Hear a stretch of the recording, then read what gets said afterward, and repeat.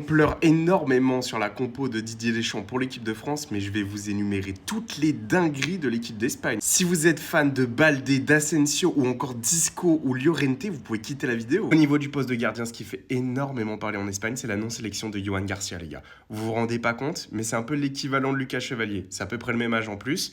Il joue à l'Espagnol, il est intouchable, il est courtisé par tous les clubs de Première Ligue actuellement. En défense, Asensio, Cubarsí, il n'y a rien à dire, c'est mérité. Le Normand, c'est quoi ce choix?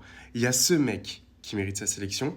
Pourquoi ne pas le prendre? Là aussi, il faut penser à l'avenir, les gars. Le fait que Mingueza prenne la place de Llorente, qui est absolument indispensable à l'Atlético Madrid, je ne comprends absolument pas ce choix aussi. Un autre débat qui se fait en Espagne, c'est Grimaldo à la place de Baldé. À voir. Pour vous, vous auriez sélectionné qui entre les deux? La non-sélection de Isco, c'est clairement ce qui fait le plus parler. Il s'est caché derrière Pedri, Olmo et Baena pour pas le sélectionner. Pedri, on sait qu'il peut être utilisé plus bas.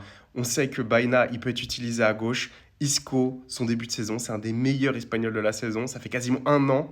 Ne pas le sélectionner, c'est une honte. Je ne rentrerai pas dans le débat de la non-sélection de Gavi, parce que clairement, les gars, le milieu de terrain de l'Espagne, c'est les Hunger Games. Je vous rappelle que Ceballos et Rodri, c'est actuellement blessé en plus. Il y a un Nico Gonzalez qui est aussi en attente. L'autre grand débat que je veux lancer, les gars, c'est l'attaque. L'attaque, c'est la foire du trône. La titularisation des trois de devant, ça me semble indispensable. Morata, avec l'expérience, c'est un peu leur Giroud de l'époque. Il est un peu intouchable. Jérémy Pino, je ne comprends pas. Zaragoza, je comprends pas vraiment non plus. Jérémy ne montre absolument rien. Tu laisses Asensio, qui est aussi hybride, sur la touche pour un mec qui confirme pas, qui est assez souvent blessé. Et Asensio, en ce moment, il est en pleine bourre. Dites-moi ce qui vous choque le plus sur ce 11. Vous voyez, on n'est pas si mal avec Deschamps.